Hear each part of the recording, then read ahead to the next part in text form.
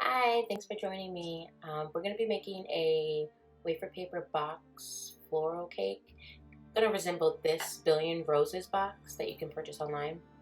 Um, I baked two 6 inches, and I've already torted them, and I'm just going to crumb coat and final coat them, and then we'll go ahead with the design. So the reason I chose this one is because I know these floral boxes are like all the rage right now. They're really popular in Australia, and I believe in like New York also. They're a really big hit. So I thought it would be really cute to kind of create something like this for my mommy for Mother's Day, or for myself because I'm a mom too. You can find the tools and the recipe for my buttercream in the link below, and also in the description below. Yeah, there's all of the things that I use that are like specialty used. The cake is actually just made a box vanilla cake. It's not a very special recipe.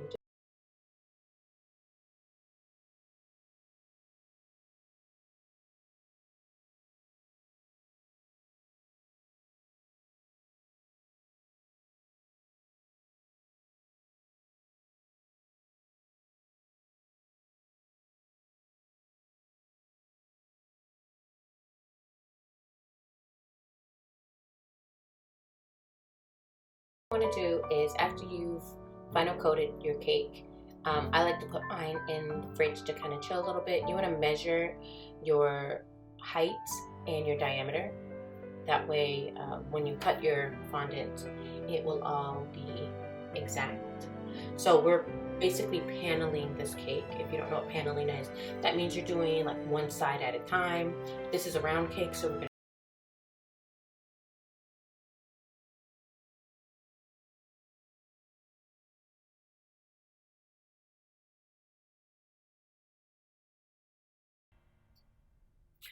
A nice little trick that I like to do when I panel my cake is I cover um, each part with fondant at a time, and I always put the cake back in the fridge so the fondant can get hard and it'll be easier for me to cut. So I covered my cake with fondant on the top portion, and it's in the fridge chilling right now, and then when that fondant gets nice and stiff, then I can easily cut it with a blade.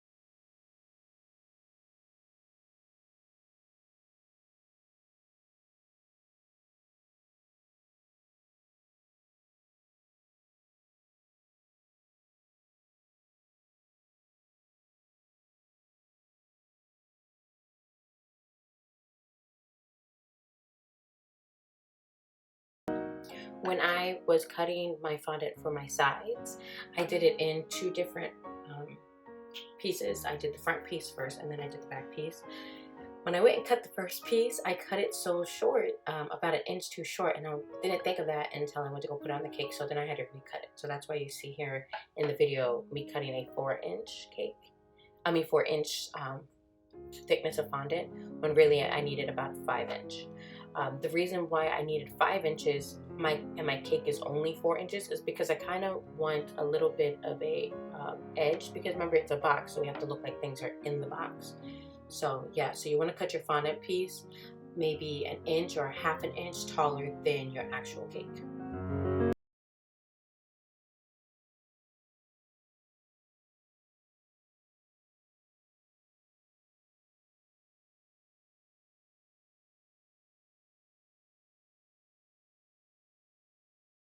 Everybody has seen box cakes before, so you can have your own separate lid made of styrofoam or made of another 6-inch cake.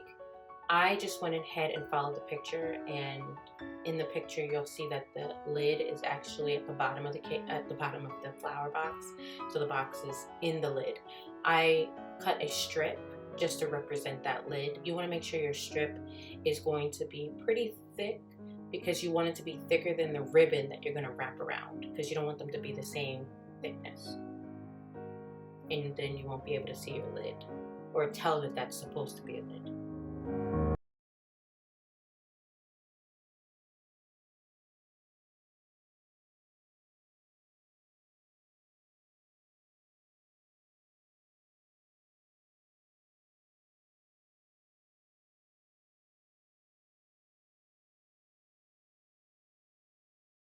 For your wafer paper roses, what you're going to need is some wafer paper, of course, and you want to cut some strips. They don't have to be with the squiggly line that I use with decorative scissors.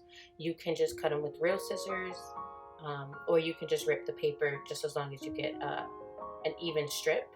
Put a little bit of water at the bottom of that strip, and then start rolling it. And you want to keep everything nice and even. Make sure that as you're rolling, one side's not going to be higher than the other, or the middle is not going to be too high for the outer part of the strip. So you want to keep everything nice and even, and just add a little bit of water at a time. And as you're rolling, make sure you're pinching the bottom part where you're adding that water, where you added that water at, and that way that will be the rosebud, the center of your roses.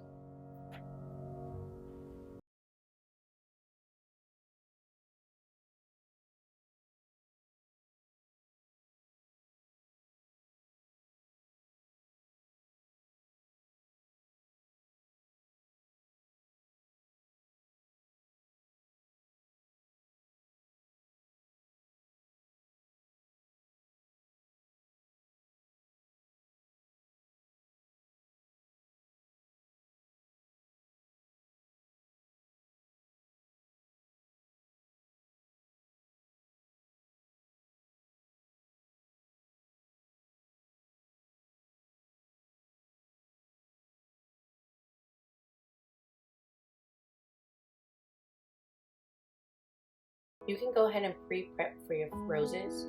You want to use a 1.5-inch circle cutter, and I use the puncher. For the first layer, you want 3 petals. The next one, you want 5 petals. The next one, 7 petals. And the bigger your flower, the more petals, of course, you're going to add. And always add in an odd number. So after the 7, add the 9, and so forth and so on. For these flowers, I only went up to 5 petals, and then some of them I did 7 petals, just to kind of give a little variation between each flower. So with your circle, you want to go ahead and cut a slit less than halfway up. Add, using your decorative scissors, you can cut the edges, or you don't have to, or you can use your regular scissors to make your petal to have like those wavy, curvy lines. I just use decorative scissors because I'm lazy and it's super easy to do. Add a little bit of water on part of that cut slit, and then you're going to attach one slit to the other by bringing it in. And if you notice, it kind of makes this little cone shape on the opposite side. So that's what you're looking for. You don't want to bring it in too much, and then you'll have too much of a cone shape. Just a little bit to kind of cup in that flower to give it a little bit of movement. Like I said, the first layer is 3 petals. You want to add a little bit of water, and as you're adding each petal, you're going to add them going in the previous petal, okay? Because you want it to look like a spiral. You don't want to add it on the outside, you want to add it in.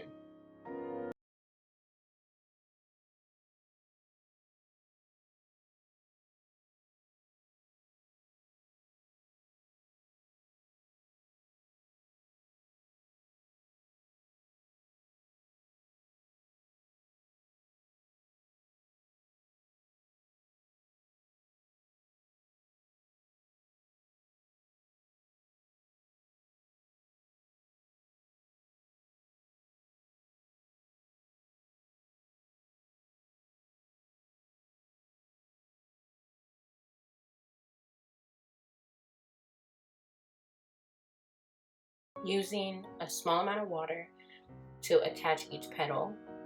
You want to make sure you're pinching where you've added that water so everything can adhere to each other and attach to each other. And once you bring it all together, you'll notice now we have our center of our rose. And now you're going to do the same thing for the next layer, just now adding 5 petals. And then after you add your 5, then you want to go ahead and add your 7 petals. And if you're looking for a bigger rose, after your 7, you can add your 9.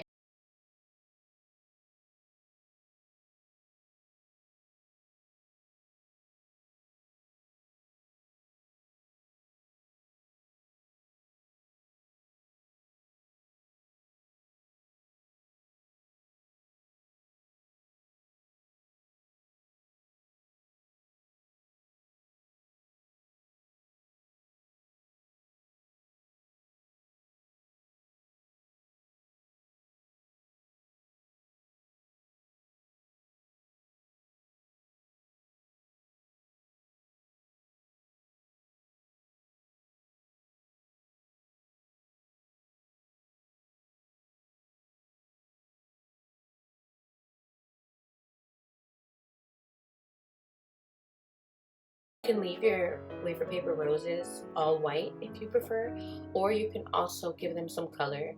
There's 2 ways that you can color your own wafer paper. One, you can petal dust it, what I'm going to do here, and I just got some hot pink petal dust from my local cake supply store, or you can airbrush wafer paper also.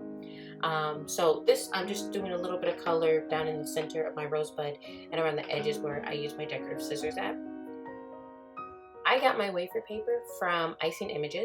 They graced me with some free wafer paper when I did a demo for them at SoFlo 2017 this year. If you saw me, it was so nice to meet you. If you didn't, hopefully maybe next year I can see you at SoFlo.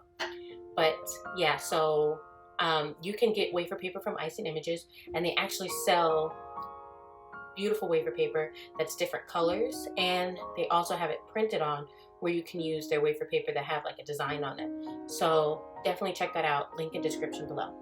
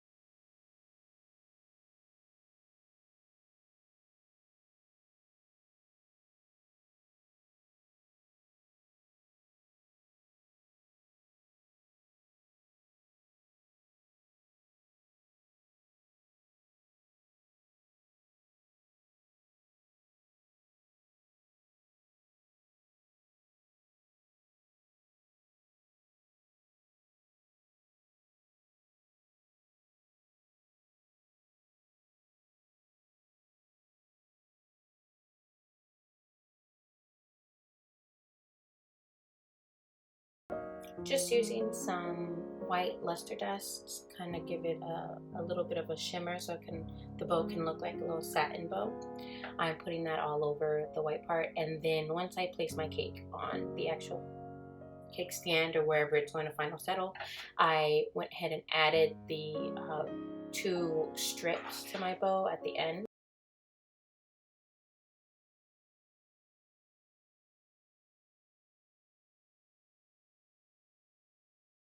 I think it's so pretty and such a perfect gift for all the moms out there, and even for yourself.